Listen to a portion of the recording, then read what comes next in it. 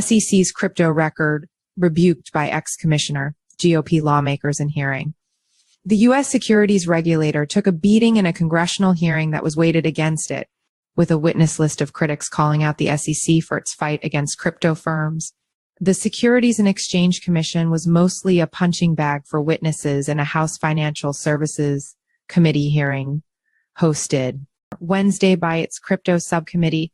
Daniel Gallagher, a former SEC commissioner, recounted Robinhood's difficulty in trying to comply with the agency's views on crypto and argued the regulator has ignored its own authority to do something more to establish digital assets rules. The U.S. Securities and Exchange Commission was hammered for 2 hours in a congressional hearing on Wednesday, in which the witness list predominantly included agency critics, including former Commissioner Daniel Gallagher, who is now at Robinhood. In a preview of what could come when all 5 SEC commissioners, including Chair Gary Gensler, face a full hearing of the House Financial Services Committee on Sept. 24.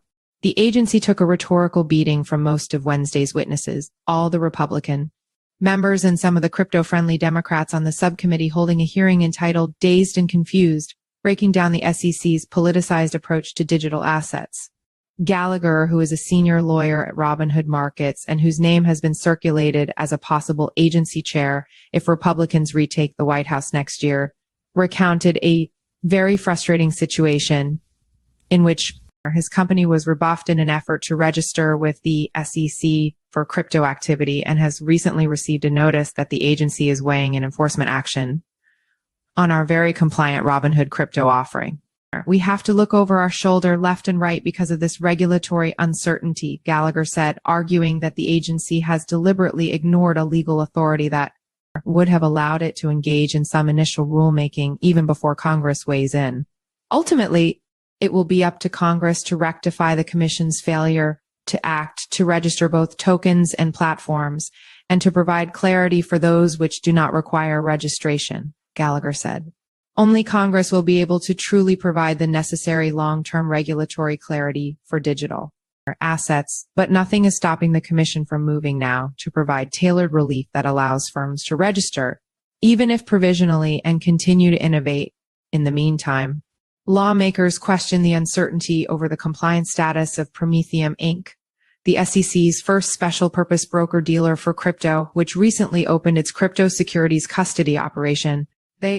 They also question witnesses on the meaning of the SEC's recent admission in its legal dispute with Binance that it erred in using the confusing shorthand term crypto asset security, which wasn't meant to suggest that crypto tokens themselves are securities.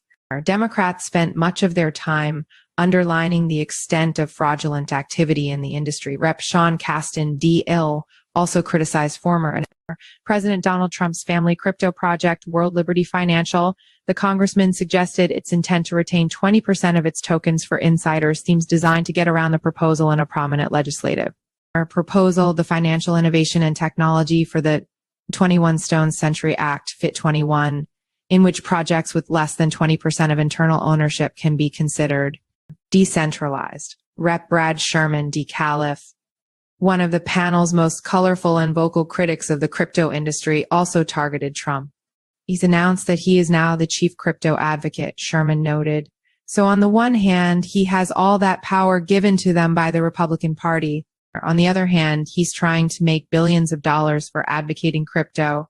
That's a conflict of interest that makes Clarence Thomas look like Mother Teresa, he said, in a reference to the recent scandals tied to Supreme Court Justice Thomas.